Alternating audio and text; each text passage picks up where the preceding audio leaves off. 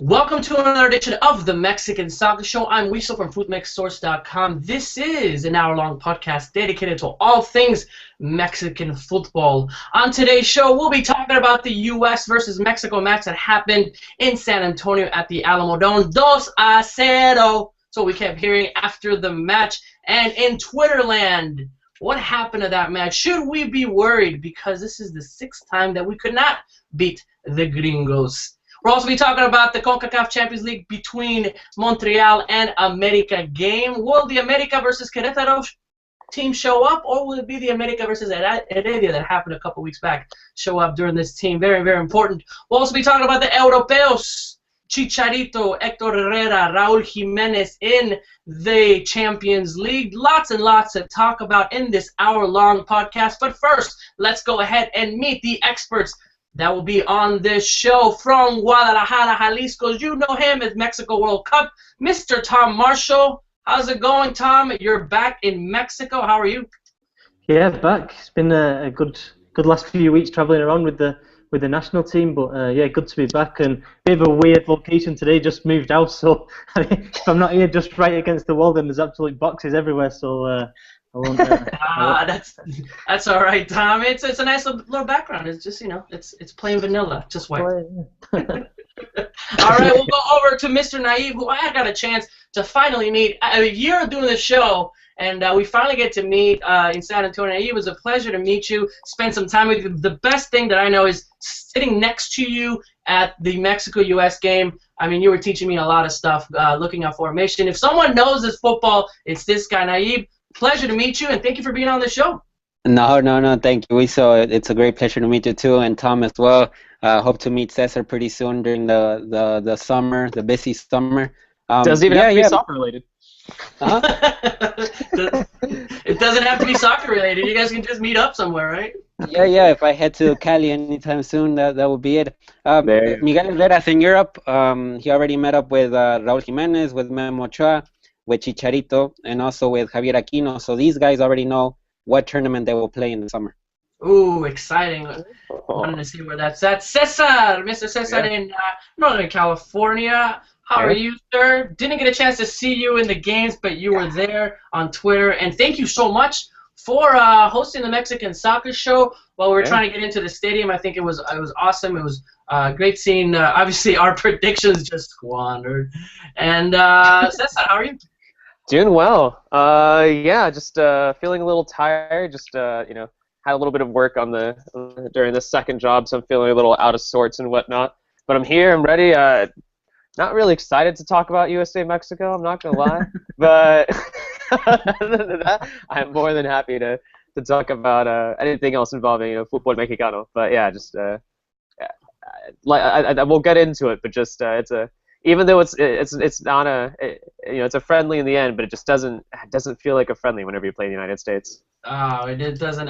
It never does. All right, guys, let's go ahead and get into the program. We definitely want to thank all of our viewers, all of the Twitter followers for the Mexican Soccer Show. I know some of you are following us right now on the actual YouTube page for FoodMex Source. We have some of you guys that are on watching, and you can also follow along. Follow along with so many different conversations that are happening while we're on this show. A little bit early today because we just had to get some scheduling problems, so we're all here a little earlier. Usually we try to do this 7 p.m. Pacific, but today we did it at 3 p.m. Pacific, so that's to you guys in the East Coast that get it a little earlier just for today. So I encourage you to ask us questions on the chat and follow along. But let's go ahead and get this show started, and we'll go ahead and start with what everyone wants to talk about, the U.S. versus Mexico clash that happened last Wednesday in an Alamodome where I got to tell you guys, horrible field conditions. Yeah. These are not excuses, but I think it definitely was a factor of Mexico not being comfortable. 2-0, 2-0 for you guys that don't know what that means, but it's happened again. I think it's the 7th or 8th time the U.S. has had this outcome in a game. First question, I want to make sure that Tom and Naive that were at the game, go ahead and answer. Tom, should fans be freaking out that we cannot beat a team that's been together for at least 45 days, cannot beat a team, that that hasn't played well and has a losing record, and we cannot be doing this. This is the sixth time that we cannot win. Should fans, be a little scared of what's happening in the summer? I think if there's a worry, it's not about the actual game and what happened, because you've got to realize that this, for me, was a Mexico team that it wasn't the Copa America, it wasn't the Gold Cup. I think what we saw was players that are going to kind of plug into both of those squads. I think there'll be one player out of that started against the United States who will feature in the starting 11 this summer. I think that now the run of 6 consecutive games without a win against the United States is a worry. I mean, you look at Jurgen Klinsmann in his press conferences, and he just loves playing Mexico. You can tell. And I think psychologically they have got an advantage right now. They've just found a way, both with Chepo and now with Miguel Herrera. They found a way of not losing, and that is slightly worrying. I really enjoyed Miguel Herrera when you asked him, what's the message to the fans who, you go up there to the US. I was there last year in Phoenix, and, probably 70-30% majority Mexico fans. They go with the family. They spend hundreds of dollars to go to these games, and then to see Mexico lose again 2-0. And I really loved Miguel Herrera's response. He said, come the summer, come the Gold Cup, it'll be a different story. We're gonna reverse the fortunes of this team. And I think that honestly, this rivalry now, Mexico United States, it's been almost a bit of a loving. It's getting a bit boring. It's like Klinsmann's like, oh, Mexico's brilliant, I respect them. And then Chepo was very just Chepo, tunnel vision, just nothing, didn't say anything out of the norm. And now Herrera's always had the potential to spark. And I think that this was the simmering now, this rivalry. I think Herrera's, those were the first shots. And I think that now, moving forward, I think it's going to be really spicy come the summer. And if Mexico can win that Gold Cup in the Confederation Cup playoff, which will be in the fall. Yeah, I mean, I think it was a confidence boost for the U.S. men's national team. I think seven of the probable starters in the starting 11 for the U.S. played in that game in San Antonio. They needed a win that could give them confidence. And again, they got to be careful, because I think El Tri, this is not the Tri that we will see in the Gold Cup or the Copa America. And I think there's a big ocean of difference in a sense when you see how Herrera's playing, when you see how Vela's playing, when you see how Guardado's playing, and you integrate those players into this Mexico national team. I think the whole aspect in this match in particular for Mexico, I took out more out of the culture aspect than of the football aspect. In the football aspect, there was pretty little details that you could see. Maybe the Salcedo, Maza, and Mier game was something that stood out to me. But other than that, it was pretty bland, quiet game for El Tri. But keep in mind, it's not many of these players, we probably won't see them in the Gold Cup, which is what really matters this summer. It's just hard because there's like two aspects of me. There's like the analytical side of me, which looks at this rationally, and you think like, all right, most of these players, they're auditioning. That's what it was. A lot of these players, it was an audition to see if they could be a member of one of the summer teams. But then I can't help but it's the United States. I can't pretend that it's not a big deal. It's a big deal. It could be like a musical chair competition between like the D-list squad from like the U.S. men's national team and then like a bunch of semi-amateur guys from Mexico, and it's still going to be a big deal, and it sucks. It still hurts in the end. So yeah, like I recognize that most, like I said, it's an audition for a lot of these players. It's Bielko trying out to see which options he is. He's trying to see the depth of the squad. At the same time, it hurts, just the same, and especially Dos Cero. I wanted the U.S. men's national team to score once more. Don't say that. I knew someone was gonna bring that up. I'd rather have a 3-0. It's a stupid score. It's a stupid score, and U.S. fans love to do that. It's great that the rivalry's there, that they can sing that, and it's fine. It's a stupid score, 2-0. Mainly, it doesn't matter. Go ahead and score one more goal so they don't chant that at the end of the game. I'm kind of glad that I didn't get to go to the game. I would have just walked out. Like, I'm done with soccer. I'm gonna see what tennis is about or something, or NASCAR. Let's see what this stuff is. I'm just done with it. The Mexican Soccer Show officially gives credit to the U.S. for preparing for the games. All right, they do. As a fan, I don't know that. No, it was awful. I mean, honestly, serious point though. That pitch, I know you just mentioned it, but I wrote this in my piece that I did. And it's like everything about that game. And I got criticised on Twitter a little bit for like kind of hyping this rivalry a bit too much. But it's like you go to these games and you walk outside and it's absolutely brilliant. I mean, especially if you don't come from the US, you don't come from Mexico. You go to one of these games and it's amazing. You know, you get families. I think Naive wrote about it, like girlfriend, boyfriend, one with Mexico shirt, one with the US. You get all sorts, like families, different generations go. It's like it's a great experience. And you know, there's not many games in the world in world football where you've got such a big rivalry and people can stand next to each other, because I'll tell you what, in England or South America that wouldn't happen. And so and putting that all into that context, you got the Alamo Dome, which is an amazing stadium, obviously, and then you've got this pitch, which was absolutely horrible. I mean, it needs to be stated. And I got a lot of people on Twitter as well saying that this is the Mexican Federation going for the money games, blah blah blah. It had nothing to do with the Mexican Federation. This was U.S. Soccer. U.S. Soccer organised the event, and the blame has to lie at their doorstep for what for me let down the event. Well, you also have to understand that they're looking at the San Antonio Alamo Dome, and it's probably a very cheap venue to get, because there's not a sports team in San Antonio Alamo Dome. There's usually motocross, a venue that can have that many people looking at it centrally in the Southwest, where you can still have a lot. I mean, it made sense by the money, you know, on the dollar signs. And then the U.S. obviously, you know, having and organize this game. Guys, there's going to be another game in April next year between, I guarantee you, Mexico and the U.S. They do this. I think it's already set up, actually. Yeah, they do this. They started this in 2007. If you guys remember the February games in Mexico versus the U.S., and it happened. So it's going to keep happening. It's a rival game that's going to happen. We should be looking forward to it. What I don't like is that we knew this was going to happen. On my prediction, it was a 0-0, not because I didn't think, you know, that the U.S. is going to. I really didn't think that they're going to score. I'm like, all right, I know what the Mexico team has, and they are not going to score any goals with the lineup. They don't know each other. Chapito Montes is the only one that wants to control the mid and trying to do something. You know, they seriously, I think, on the offensive side, when I was there in the training in San Antonio, I think offensively they worked on it for maybe 40 minutes. That is it. They didn't go to the field. I mean, they got together on a Tuesday morning and played on a Wednesday. When we were interviewing the players, they even said, you know, it's not excuses, but we really didn't have that much time to look at anything. The first half was Mexico, I can clearly say, that made more chances, that they were going at the solid three in the back, Mier, Salcedo, and also Massa. I think they did great.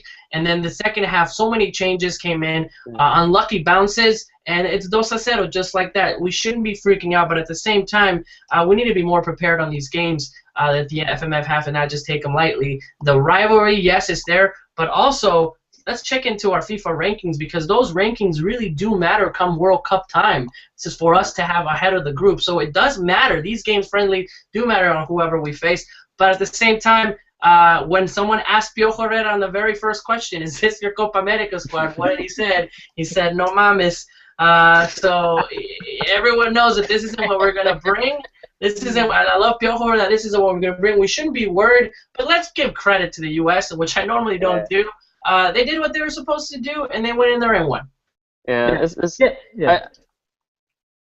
is an embarrassing thing. I talk about, like, I have a lot of friends who are U.S. men's national team fans, and one thing that I tell them is that I would not mind having a player like Michael Bradley on the Mexican national team. That guy is excellent. That guy covers so much ground. But I think he did really well. Look what he did in the first. He did nothing in the first half. Actually, Michael Bradley was like, looking at Michael Bradley, where is the Michael Bradley we normally see? Because their players weren't making the run. So even then, even a team that's been together for that long, when they had those two up front for the U.S., I don't know who it was, Michael Bradley was frustrated. Talking to Ives from Soccer by Ives, he said, you know what, Michael Bradley is trying to do so much and he can't. Kind of what Luis Montes was doing. Finally, when they got in, they were able to connect. So you have to play together in order to be a team, and you weren't seeing that for Mexico. Expecting them to win, away, even though it's the travel still part of the traveling that the teams have to do. So I don't know. Tom, I thought you were about to say something. Yeah, I mean, I was just gonna say, Herrera, I thought he was bang on in his press conference and in the tone, and I mean, I know he got a lot of press from his, what was it? No understand mis pelotas. Oh, I mean, it's absolutely great. I mean, but even with the no mames thing that he said after, it's like, he's like, come on, man, this was my first team. But then he went on and he said, didn't go on about the pitch too much in the press conference to the journalists. He said, it was the same for both teams. So I don't know. I think for me, I've said before here that I think he's going to cross the line at some point in some of these statements. But I thought he really he told a nice line there in his after the game, and by saying, look, we're gonna come after the United States in the summer, and it will change then. Yeah, I want to see how many of these guys that are on this lineup are going to be in the Copa Oro lineup for the U.S. Team, and I think there's going to be a lot of them. I really do. This, as much as people like to say this was not the experimental team for the U.S., this is a team that was been playing with the U.S. I think 11 players were in the World Cup squad for last year. One for Mexico, and that was Massa, who I think did a great job with Mir and Salcedo. Naive, you got a chance to interview Salcedo at the end of the game. I think was probably the standout player in what he did in the first 45 minutes. And you got to talk to him a little bit at the end. He even realized that he didn't have that much time, but it's exciting to see a player like that. I like what sitting next to you during the game. We kept talking about him. Talk a little bit about what you see in this player and what I think he's ready for the senior team and the A team. Yeah. I mean, I think Salcedo, his progression has been, admirable to say the least. I think if there's a player that kind of resembles another Diego Reyes prototype, that's Carlos Salcedo. He's quick with the reaction, with the anticipation. He doesn't second think on the plays. Cata Dominguez second think in the first plays of the second half, and it led to the goal. Well, Salcedo didn't have one of those. Salcedo was, I got to go for this tackle right now because this guy is fast right now. I think it was Tardes. So, I mean, he's good with his decisions, and I think that's helpful. I also talked with Mier, and he said good things about Salcedo. Couldn't talk to Massa, but, those three, that's the first game they ever played together, and they did pretty good. And then you saw a drop of organization once those three left the pitch, especially two, Mier and Salcedo. And then just to point something out about this game and just to end my conclusions about it, there was a lot of Liga MX players playing for the U.S. men's national side as well. Ventura knows how Herrera plays. Ventura played against Herrera in the Pumas game. Corona knows it. Greg Garza plays against these guys. So they had an advantage. The U.S. men's national team had an advantage in that sense of knowing the players that were in front of them. Yeah, I was just going to pick up on the Salcedo. I mean, I don't quite agree that he's ready yet for the full national team. I mean, I think he's only played 30 or something first team games, both in MLS with Real Salt Lake and with Chivas. And I think we're right to say, this is a player who's got, big potential, and it's his confidence and the way he carries himself, the way he walked into that Chivas dressing room and just kind of looked like he'd been there for like 10 years, and there was no pressure of relegation. And I thought that was the most impressive thing about his national team debut. However, I'd like to see him. I hate to see him thrown in there right now and have all the pressure that we know the Mexican national team players have on them that a lot of the time the United States guys don't have. I mean, we went out for a drink one of the nights and we saw a couple of the US team there. I mean, a couple of nights before the game. Now I can't imagine the Mexican national team would get away with that in Mexico. I think they'd struggle, they'd be noticed. So the thing I think it's only because it's U.S. Tom. No one even knew who those players were when they were walking in the team. Was it Jordan Morris? Was it the Steve kid? No, it was Ramondo and Wondolowski. We're sitting right next to What? Those guys are so noticeable. How did people not recognize that? Well, it's an Earthquakes fans. That's probably why I recognize it. Just quick on what Tom said about Salcedo and not quickening his progression. I mean, when I spoke to him, he did mention the Toulon tournament, and he also mentioned the Pan American Games. So he's technically, his mentality is not like he's going to be in the Gold Cup. Mentality is that, at best, probably it will be the Copa America. And after the Copa America, he might even play the Pan American Games in Toronto. Very few players have what Salcedo had. And the reason why I say I think he's ready for the senior team, I think he could be in a 23-man squad. If we only had one tournament and having him in, I don't see any other defenders. I know that they have the experience, but the kid, I think, in my experience, it's okay to bring. He's not going to be titular. He's not going to have, be in front. But for him to have those minutes and start him, I could see him being in the top 10 defenders that we have in Mexico, from what I saw. But you're right. What a tournament of the many that are going to happen this summer? Where is he going to go? Yeah, this is the thing though. He played against Leon last Sunday for Chivas, full game. Cholos. No, the Sunday before. The Sunday before then, yeah. Then he played for Mexico against the United States on the Wednesday. Yep. Then on the Friday he played against Cholos. Mm-hmm. And then tomorrow, Tuesday night, he's going to play the Copa MX final. The week Sunday after, he's playing the Clásico. You know, he's a young kid. He's never had this experience of playing game after game after game. High pressure games as well. Every game Chivas plays is unbelievably high pressure, especially in the situation the club has been in. So what I'm saying is, you know, if he plays this summer, he's going to get very minimal rest. He'll go into the new season with Chivas. And then you look forward to the next year, 2016, and it's Olympic year. And I don't know, I think sometimes we don't take into account as much as we should that these players also need a rest, especially when they're young. And I know that the European clubs are much better at looking after the players than people are here in Mexico. Well, I guess it's just a little harder because once you look past on those three center back positions, the one on the left after Moreno, like how much depth do we have? I know he needs a break, exactly. and I do agree that it'll probably be a good idea to not put too much pressure on him, but it's just difficult to look at the depth within that position and not consider him one of our better options at this moment. Yeah. We understand. And speaking to his agent the other day, and scouts from Ajax and Bayer Leverkusen have already been in Guadalajara watching him, so he's on the radar of European clubs already. Yes. Yeah. Don't worry, Magallon is there, so it's okay. One thing to point out is that in these games, and this is, I think Piojo also kind of upset about this because he can't really do anything. Here you go, you're going to have Mexico for the U.S. By the way, Piojo, you can't take any Libertadores players, you can't take any Chivas players for a full, game, you can't take Monterrey players, because they're playing early. They can only play 45 minutes. So after that, go ahead and take these players. But you know what? Also, Chivas gives you, Vergara saying, hey, you can only take Eric, but you cannot take Fabian, you cannot take Corona and Cruz Azul. I really think this is the FMF saying, let's just do this, but we can't really have all these players. And I think Piojo is like, what am I supposed to do? Fine, I'm just going to try to find the couple players from the 88% that he has. Now it's moved up to 95%, which is a body and a half. So I think he's limited. What else did we really expect happening from this game? And I look at the first half when at least the better of the team, and they did all right. It was a 0-0. Kubo showed that he was frustrated, but he was still Kubo.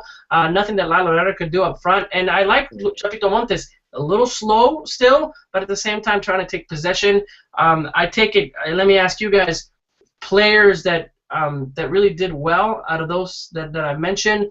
I really like Jerry Flores too. I mean, I mentioned that, but anybody else that you guys seen that, I think these guys are going to be in the squads. And what you have, I'll start with Cesar. I know you're tweeting about it, and you did obviously the point system for all of them. But who did you think that we'll probably see more, and who did you like out of all of them? I mean, as we mentioned, I really liked the defense of the first half, not the second half. The first half was great. I liked what we had going on there, and I was a little skeptical. I thought maybe but all those players were talented enough to do well, and they did, and I thought that was great. I thought Montes definitely did a good job, and actually I like Esquivel. I think Esquivel kind of surprised me a little bit. I think the unfortunate thing about him is that with the amount of options that we have in midfield, he's 57. But he did all right. He did play well. Yeah, but I think what's unfortunate for him is that we just have so many options in the midfield, and it's going to be really, really hard for him to break into either squad. And obviously he was only brought in after Dam was injured. So it's just I can't see that guy being a part of the national team anytime soon. But I think he was definitely a surprise for me. But yeah, that the defense, Esquivel, Montes, I think those are right. And Flores, actually, like you said, Jerry Flores did a good job too. Yeah. Tom, destacados del partido, por favor. I'm going to go with what Naib said. I think the defense wasn't bad when they had Massa, Salcedo, and Mier. It's just so difficult. I mean, just on the basis of one game, they've not played together before. Yeah. I think I don't know. I didn't personally take. I know Herrera was like, oh yes, I've made loads of conclusions from this game, but I personally didn't. Esquivel is a decent player. He plays every week in Liga MX. He's a good player. Is he international quality? I don't think so. Eduardo Herrera, same. I mean, I don't think he's completely international quality. I mean, hopefully he proves me wrong, and I think he does provide a different kind of option with his physicality and size, but I don't think he's going to be anywhere near the likes of Raúl Jiménez, Giovanni Dos Santos, Chicharito, Carlos Vela. I mean, it's a big step down from them guys. I mean, it really is, and I think you're seeing that now all over the field. And it was a bit weird that, I mean, I know he's got the Pan American Games this summer, but I don't know, it's difficult because he is balancing it, like Wiesel was saying. It's such a difficult balancing act that he's having to do at the minute. But, I mean, Esquivel is 33. I mean, just bring a young kid in. Just let him in, bring him in for a game, see how he does. I don't know. That's what I was slightly disappointed at that. He didn't give a... Yeah, I mean, who else could he have brought? I mean, I think with the restrictions, of course, Piojo wanted to bring whoever he thought, but I think there was really nobody else. He's like, all right, Esquivel has been in the team, I think, with Sven-Goran Eriksson. He is brought up, but I mean, you're looking at who else did he have? I don't think Piojo had any other options because we know who he could have been. Why not have Corona there? Why even get Salcedo there? Yeah. Well, I think they know. I don't know. It's a difficult one because you can argue. I mean, I was going to say Lozano.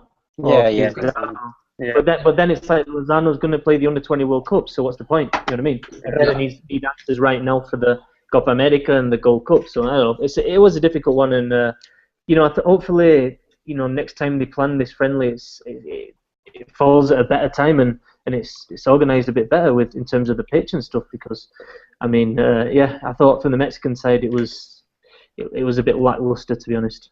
I mean, it was definitely forced. It was in between, like, it's not like it was like a FIFA break. It was right in the middle of it. It was on a Wednesday. The pitch was poor. It was definitely not a good way to have that friendly. Yeah. No, not at all. All right, moving on from the U.S. men's national team versus El Tri. The bad of the game, obviously, we lost to 6 games and we cannot win. But at the same time, official games, looks like Mexico and the U.S. are pretty squared off evenly. So having a little Twitter fight there with someone saying that the U.S. has dominated Mexico in the last 10 years. Looking at official games, Mexico's still up, I think, 7-6 in any category. I mean, in national games. So Copa Oros are there, split up. So I think it'll be interesting to see what happens this summer. I really liked, and you mentioned it, Tom. I said, Piojo Herrera, I asked him in the press conference, what do you want to say to the fans? And it looked like he didn't say, he's like, not to the fans, but to you, Wiso. Like, he looked at me. And he said, and he did. Can you play attacking mid? Seriously, can you play attacking mid? He says, like, don't worry about it. Like, to me. He said it to me. He didn't say it to the fans. He said, don't worry about it. We'll see in Copa Oro. The history will change, man. That's to you. Take that to the bank. Fun. Obviously, hanging out with Naive and also Tom, and seeing everybody from other goal.com and a lot of fun. I know John Aro listens to the podcast, so hi to him, and especially gotta say hi to the Pancho Villas Army who they're organizing an amazing party pre-fiesta at the downtown San Antonio. Got a chance to ride with them on this double-decker bus. So Sergio, the General, my hats to you in organizing that, bringing a family-oriented atmosphere to it. We saw kids, we saw everybody. So definitely say hi to if you haven't been part of the Pancho Villas Army, get your scarf and be part of it, because any game that they go, they do an amazing the event and fiesta before that, and safe too. Gotta definitely put it out to them. And but we'll see it more. I think this year we'll see Mexico and U.S. more than any other year if we're looking at the facing off, because of the Gold Cup and also the Confed match that's going to happen. Obviously, if we do make it, but it'll be interesting. This is going to be the first time we bring up this Mexico-U.S. hashtag on the screen. But last thoughts, guys, on U.S. versus Mexico before we lock it away and we look at the future. Yeah, I mean, I don't know. I think it's all about the summer. I mean, he's taking his conclusions. It's all about the summer. Yeah. And at the end of the day, like I said in the opening, it's like I think there is a psychological edge there for the U.S. now. I really do. I think Klinsmann likes it. I think he likes playing Mexico. I think he thrives off it. I think he thrives off being like, even though it's a United States home game, that the fact that they're in the minority, I think it actually drives him that, and the U.S. team. So I think Mexico have to find a way around it, and there's going to be big pressure in the summer. I mean, it's easy to say, Mexico will have Vela and Herrera and everybody, but there's also going to be a lot of pressure on them. Yeah, I like that. It's gonna be fun. Yeah, I think Selena had a better performance in the '90s than the national team in the Alamo Dome. Like that. I like that. All right, guys. Well, let's switch it on. Let's talk about going to national team and our Mexicans in Europe. Lots to talk about. Before the Alamo game, we were all sitting there at Tickets Pub, I think it was called, or something like that. And it was a lot of fun watching, Hector Herrera obviously in the Champions League, and then looking at what's ahead. Let's go ahead and see, Naive. I know you were mentioning on Twitter today, bad news. First of all, right away in the morning, looking for Giovanni Dos Santos having some muscle. Naive, what's going on with Gio out for a while? Are we worried that he's not going to be at Copa America, Copa Oro? Tell me now. No. I mean, it's a muscle tear, close to the adductor, one of those really, really scientifically named complicated ones, muscle tear. He'll be out around a month. That's good. That's probably the maximum he could be out. Then, but he could be out early. He could be back earlier. It depends. It's between 2 weeks, 4 weeks. We'll see there. But keep in mind, it's really interesting right now because all of a sudden this break of the Copa America, in which I don't know how many Europeos are going to be in the tournament, it comes at a good time.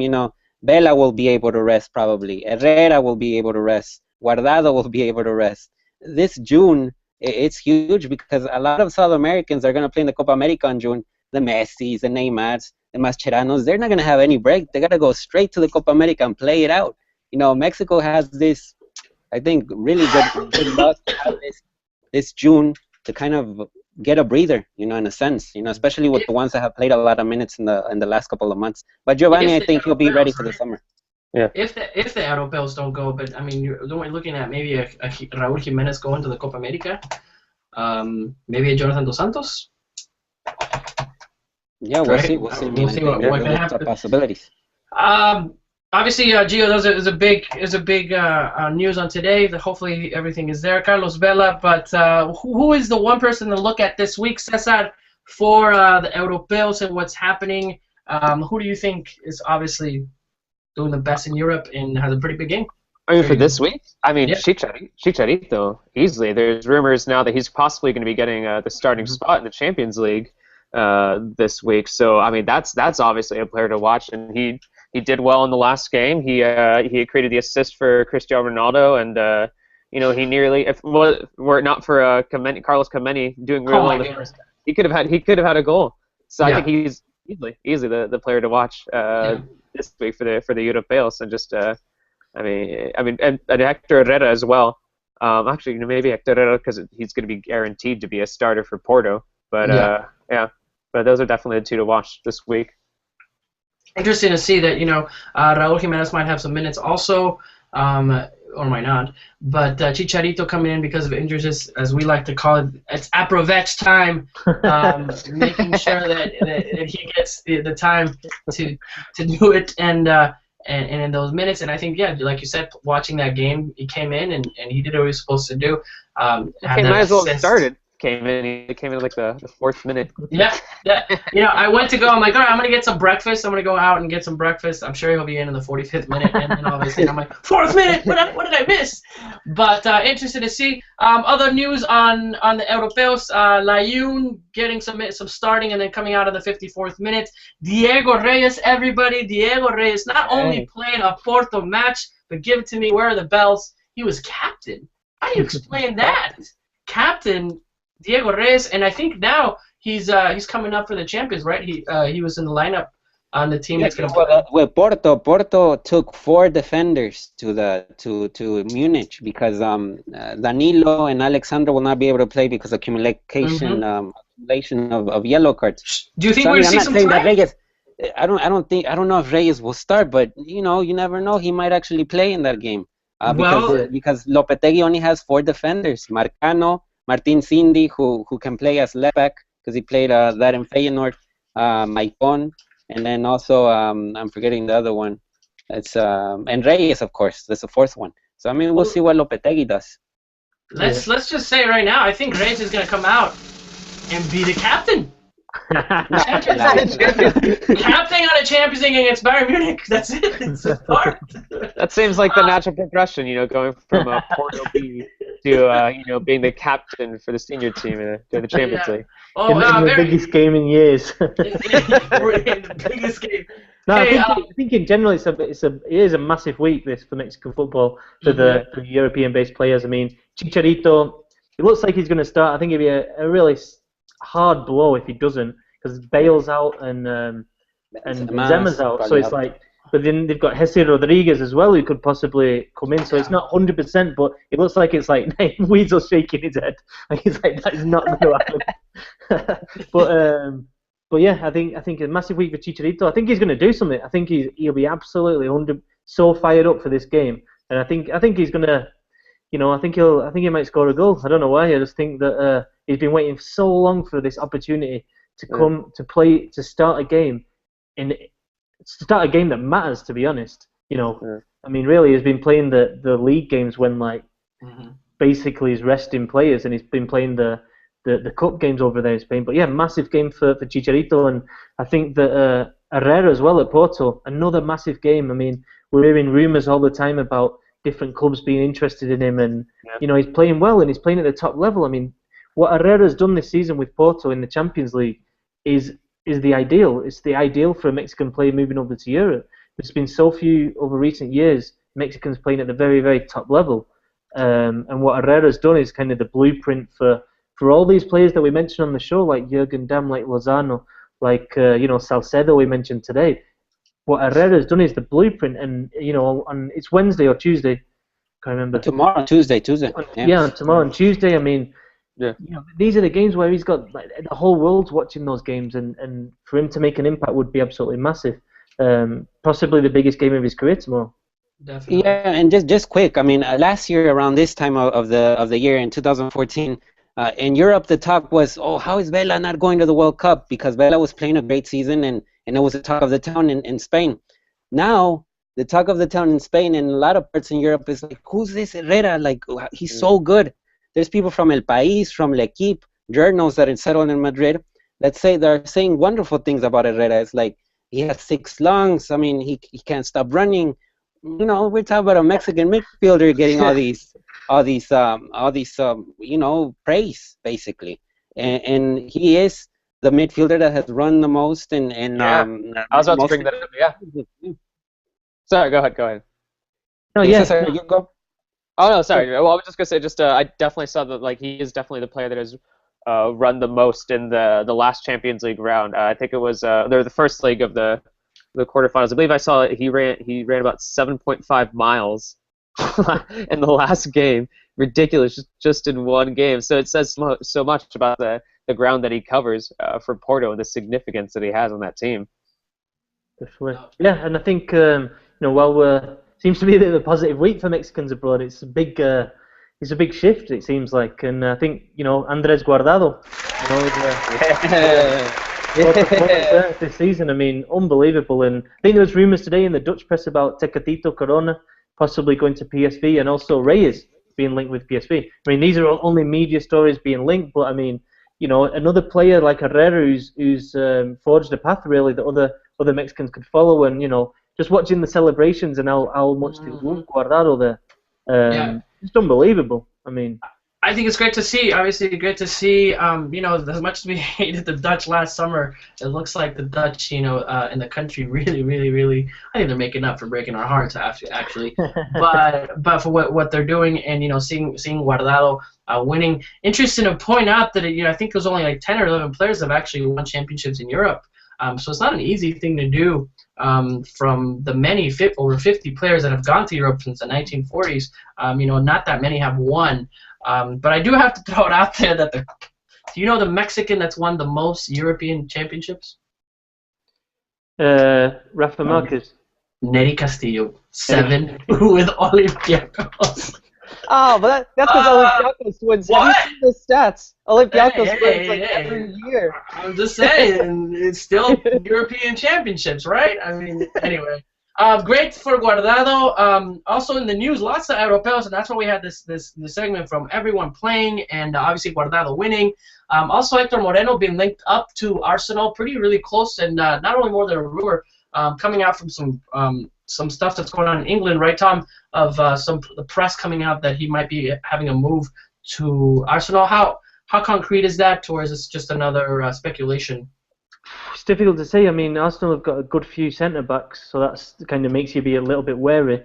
But, I mean, the fact that he's been linked with Arsenal and Tottenham, really positive. And, I think that I'm confident that if Moreno goes to a club like Arsenal or Tottenham, then he'll fight his way in there. I mean, I think he's a very good player, and he's more than anything, I think with Moreno, he's very consistent. You don't see him, like, committing howlers, big errors, and then up and down. He's like just always been very good, very good. 7 out of 10 every week. It'd be interesting to see how many the longest a Mexican player has been in Europe. I want to see that stat because he's been there since 2007, 2008. Looking up how many years, starting from Al Akzamar and seeing and moving in. So kind of be interesting to see. He's been there for a while. It's Hector Moreno, probably obviously the best defender that we do have. So interesting to see. Anything else on the Europeo, guys? And just Layun is 2 games away from winning the championship. I mean, they're playing Brighton, the 20th place, and Sheffield Wednesday, which is the 12th place. They're not competitive teams. I mean, it's big. It's probably the most exciting championship ever. So, and Layun is involved in it. So, I mean, that would be huge. The problem is he's not been that involved, has he, the last couple of weeks? Yeah. He started against Birmingham. I think that's a good thing. But he got subbed off on the 54th minute. Which is like the most amount of minutes he's probably had in, I think, maybe like in a long time, a month or something. Interesting to see what's going on with Layun. I mean, if he wins, there's another championship for a Mexican in Europe. Also, really quickly, a tangent. I just looked it up, but Olympiacos has won the Greek Super League title every single time since 1996 to 1997, except for 2 times. Could you imagine that? They've won the title almost every year except for 2003, 2004, 2009, 2010. It's Real. That when Nery Castillo was there. it's Real Barcelona. I mean, it put together. I mean, that's just how it is. You can win it when you don't have to face someone every other week and you get 3 points. I mean, that's how it is with the league. All right, guys. Interesting to see. Nothing on Pulido. I think June 4th is the date that everything will be resolved with Pulido. No more Pulido talk. A little bit that's happening. I don't know if you've seen, someone got a hold of his cell phone. There's videos and stuff like that that's coming out. Supposedly the people that own Tigres also own that, or there's close talks with the newspaper, right, Tom or Naive? We're hearing out there a lot of drama. Pulido, you know how it is. But hopefully you can start playing. Very, very important that Piojo is not traveling to Greece to go see and talk to Pulido, but he doesn't. He came out saying that after watching that video. but he's saying that he Pulido might have a chance. It's not saying that he's not going to have any chance for any of both tournaments. Obviously, the talent is there, but not saying that he's not. I think a lot of publications already said that Pulido is not going to be part of it, but he came out on Twitter. Interesting to see. In the next couple of days, the Europeos are staying obviously quiet. We should have a list of 30 players. I think in the 8th or the 9th of May is when it's coming out. May 11th. Oh, May 11th. May 11th is the first list of 30 players for the Copa America. Then I think in 23rd or 22nd of May they'll reduce it to 23 players. And start the official list for 23 is due on June 1st. So okay. June 1st, so it's coming up. I mean, we should start seeing lists and we're going to see. Interesting to see. He did say that right before the game in Mexico that he's going to bring competitively, and he's going to bring and he wants to be competitive in those. So interesting to see then. But we'll go ahead and move on to obviously a big Wednesday clash. On this side, may not be the Champions League in Europe, but it's the CONCACAF Champions League, Concachampionship, as I like to call it, between America and Montreal. Which I said it before. This is probably one of the most interesting tournaments this time because of the rivalry of what's happening. Montreal coming out of nowhere, being the last place. And then obviously, going against America, who the comeback a couple weeks ago, coming back, winning 6-0 against Heredia. Tom, what team's going to come out in the Azteca? The Heredia at Costa Rica, the Querétaro, America. I mean, which Matosas team is gonna come out? I mean, flip a coin. It really is. It's really Jekyll and Hyde of a team at the minute. I think over the last 6 games, they've lost 4-0 twice, and they've lost 3-0, I believe. Yeah, you know, that's not America. And then they've won 6-0. I mean, it's just like you don't know what to expect. I think Montreal are going to provide a really stern test. I think they've prepared well, and I think the style of play. I think they're going to really try and get under America's skin. I think they're going to try and do exactly what Herediano did in that first leg, which was really just wind America players up. And we saw that the American players just didn't seem to be mature enough to handle that. So it's going to be interesting. It was actually listening to Matosa speak after the game against Querétaro on Saturday night. He was like, Wednesday night against Montreal, that's our revenge. We're going to get it together. He admitted that he was worried that they looked like they weren't going to score goals, but I don't know. It's just hard to know when this America team's going to click. It's just weird to go on. No, go on. It's just weird to think that like in the end, like if we take a step back, like this is America. The game's gonna be sold out at the Azteca. Like I think I saw that it's gonna be sold out, and this is a Montreal Impact team that has yet to win a game in the MLS. They're literally the worst team in the MLS, and it's strange that you know, people are still worried about this because you know, just like Tom was saying, that just like how Jekyll and Hyde America have been recently. But it's just so strange that this game is such a big war when it's literally against, like I said, it's the worst team in the MLS that they're going to be taking on right now. They have yet to win a game. It's the worst team. It's the worst team that beat Pachuca, that beat a good Liga, you know, in the Concachampionship champions. I mean, that's traveled well, that's played in a home environment where it's going to be how many in the Olympic Stadium of 90,000 or more. I mean, this is going to be, as much as they're in last place, they're putting all their canicas like Piojo said, you know, into there. So I think it's gonna be. I'm gonna watch it. I can't wait for Wednesday night. Yeah, it's gonna be good. They've been there since Thursday. So I mean that there's no problem with the altitude. The best player for Impact Montreal when I had a chance to see him here in Houston, I think is Gonzalo Piatti, number 10. Knows pretty well his game. He played in San Lorenzo, got experience in Libertadores. You know, so we're talking about a player that knows what it feels to play in an ambience like Azteca, being so, you know, lively in a way. You know, America's been, I think you got it right, Tom. I mean, Dr. Jekyll, Mr. Hyde. I mean, I really don't know what to expect from the team. But at the same time, you know, it's Matosa's job on the line, basically. Yeah. I think if he doesn't win the Champions League, CONCACAF Champions League, you know, he'll be in serious trouble. And it comes in a difficult week. I mean, he has to play this game on Wednesday, and has to go to Guadalajara on Sunday, and then he has to go to Montreal, where it's going to be packed. And if I'm not mistaken, it's a turf, right? And Montreal is not even a natural pitch, so that complicates it. Last time Matosas America played on a turf was in Tijuana, and that went all bad.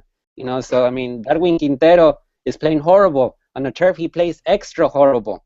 So I mean, it does feel at the minute though. These next 10 days for America, and especially for Matosas, just picking up with what Naib said, it's the tipping point. And which way is it going to go? Because I don't think anybody can say that with the players that America have got, they aren't capable of beating Montreal, or they aren't capable of beating Chivas, or winning the championship. I mean, you know, that wouldn't surprise me. It wouldn't surprise me if America won the league this time. But at the same time, they're just so, defensively especially, they've not got it together. They're not like kind of cohesive unit at the back. And so, yeah, I think these next 10 days really going to decide the whole season for America. I mean, they are absolutely massive. And, you know, America fans are not the most patient, and they've seen the team win the championship last time in the Clausura under Mohamed, and so, you know, massive few days, and it's like Weasel said, it's going to be exciting to see how America respond basically. Yeah, but as much as we want to say that, you know, Dr. Jekyll and Mr. Hyde and everything, come on, America has this. It's Mexico City. It's the Azteca's going to be full, completely full. Looks like, you know, again.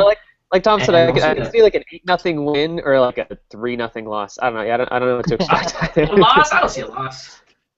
No, but we'll see. Let's not underestimate the team, right? Hopefully, I think Moises Munoz is back. I think Oribe Peralta is going to have a late fitness test. They're waiting for some medical results. Goltz is out. Samudio is out as Samudio well. left with a knock, I'm glad Ventura Alvarado's going to be there. I mean, he's playing so well. He's not out. He's out as well. He's suspended. Oh, that's right. So yeah, I mean there are a few issues there, but I don't know. We'll see how. I think they need Peralta. I think his experience. I think people generally fear him, and he's just more consistent than someone like Quintero. Yeah. I'm interested to see how the crowd reacts. Cause like, I mean, I know it was Ronaldinho over the weekend, but like the crowd turned on America like late in the game, and you can hear them like cheering. Look at the score. Yeah, but I'm just. And it's Mexico City. It happens in any team that is bad. Mexico City is always boo you. Mexico's tied against Costa Rica, and everybody was booing. But and Ronaldinho was doing, the magic of Ronaldinho was there. I would have been cheering if I was an America fan too. I'm sorry. Interesting to see what's going to happen. Photos of that game of Ronaldinho scoring and just like tons of America fans like it's like cheering. It's Ronaldinho. You have to. I mean, that's just. It's the guy. It doesn't matter like what he was doing. Everyone wants Ronaldinho to do well, and especially the season that he's had. So, shining his shoes, and that picture was hilarious. All the guys with the iPads and all these taking pictures of him because when often you'd be so close to such a magical player. So I'm glad that happened. Bad for America fans, but I think America will win on Wednesday. And I think it'll be too much. I think they'll have a bad game in Montreal, but I think it'll be way too much because of the win on a Wednesday. And America will be champions, and the Águilas will be high and mighty. And we'll see what happens in the Clásico coming up and the weekend. What are your predictions? Ty? For America, Montreal. Yeah. 3-1 America. There you go. Naive, Tom? Naive, Cesar? On Wednesday, the score. Yeah. I'd say 2-1 America. It will be a... So they'll get. I think Impact is gonna get a goal at least in Azteca. Yeah, I think they'll get a goal as well. Interesting. Interesting. Cesar? 15-32. No, I'm gonna stick with what everybody else. I think a 3-1 sounds about. I think that sounds about right. Is that 50? Is that 32 to Montreal or America? It's to whoever you would like. It's 15th minute and 32nd minute. So you're not sure who's going to win, but you're just sure it's going to be 15. Oh yeah. Oh, it's gonna be great. A goal every what? Every like 37 seconds or something like that. I don't know. Cool.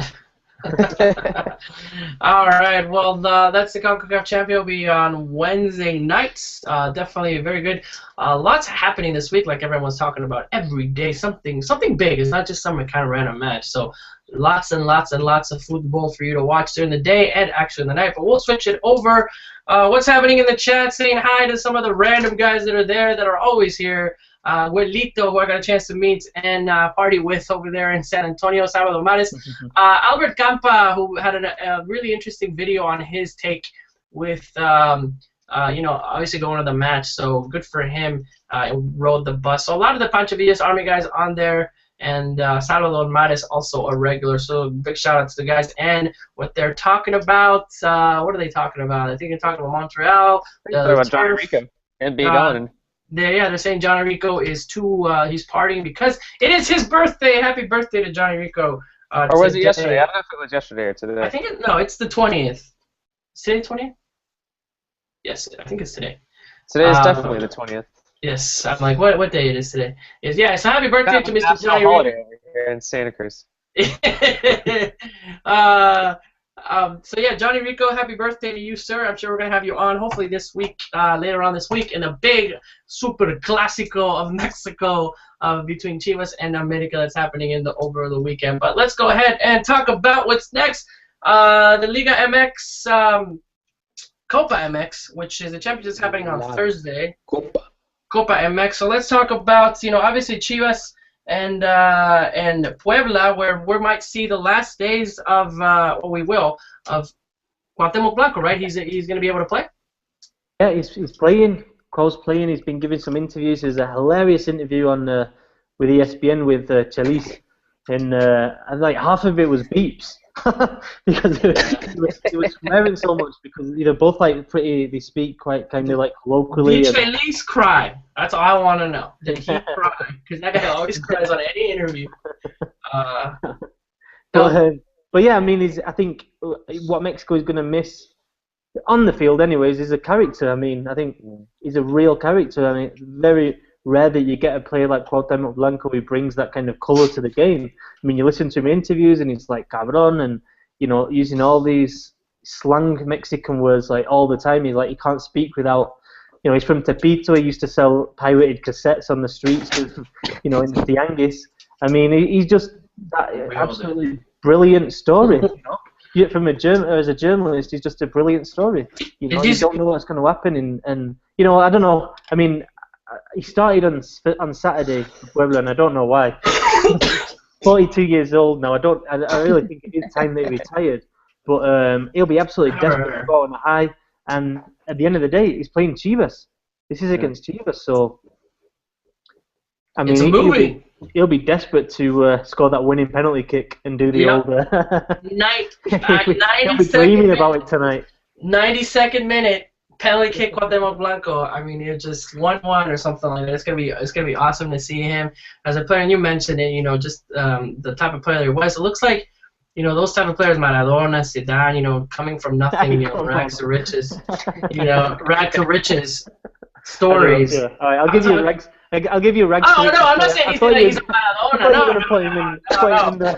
I'm talking about for their country that they love, like a person that a country loves. Cuauhtemoc Blanco coming from nothing and you know, being that different player. That's the type I'm comparing it to Maradona. What's that? There's a t-shirt. There's a t-shirt they sell that says, what is it? Pele was the king. Maradona was what? I can't remember now. Maradona was God. What was it? And then it's Blanco is. Oh, what is it? I can't remember.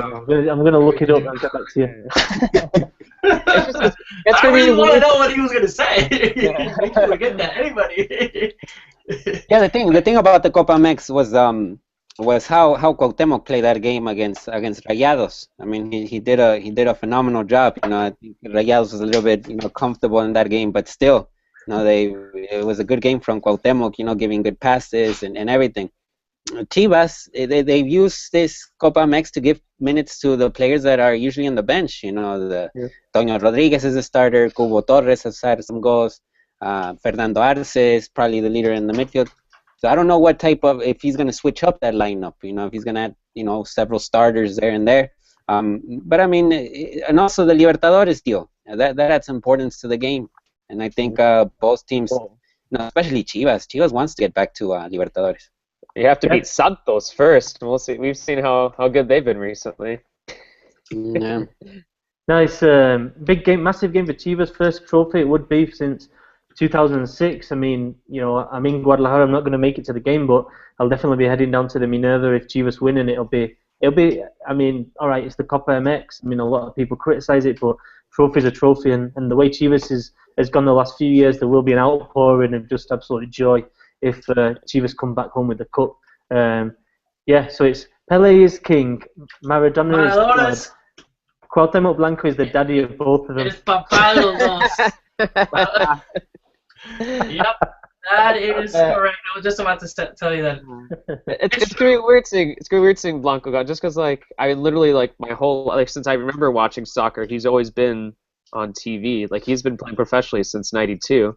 So like he's like one of those last bits of like, you know, there's like the whole like 90s kind of like generation of players, and he was one of those guys, and it's gonna be weird to. I know he like kind of semi-retired in the past, but just not seeing him anymore. No, they made him retire. Arguably.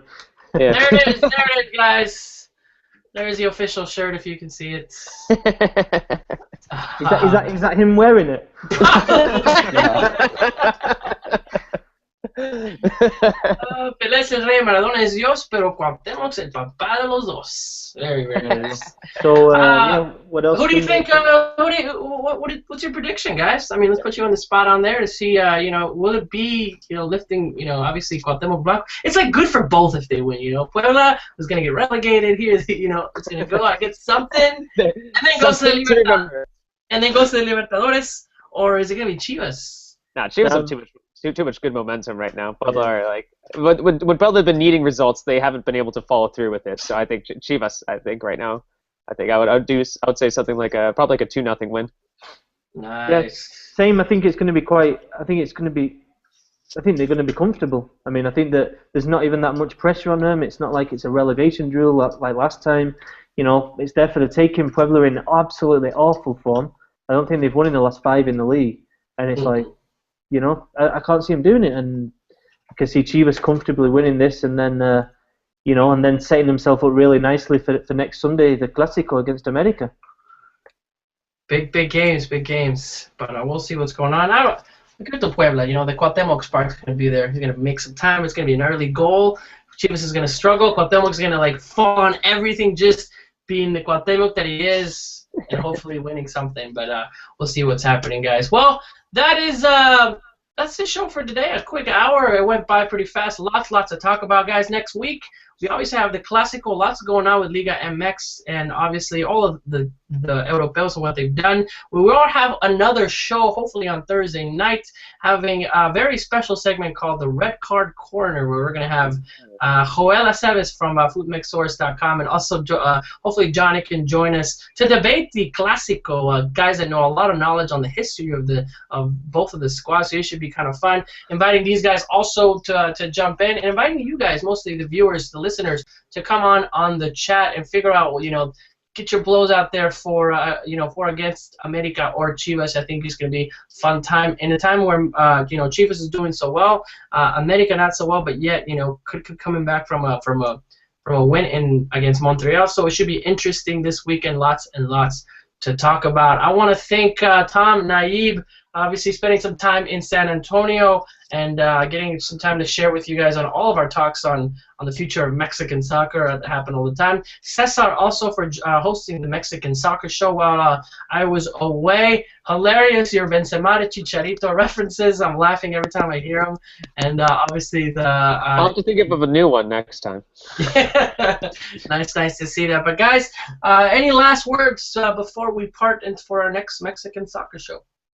No, yeah, I think, you know, great meeting up. I mean, I know I've seen Cesar at a couple of games, and then Naib and Wiso, and you know, not just you lot, but, you know, meeting the people from Pancho Villa's army, and it's like, you know, whenever I go up there to the US, and you know, I like to speak to, you know, Mexico fans and see what they're thinking, because it's, you know, their opinion is just as important as ours, you know what I mean?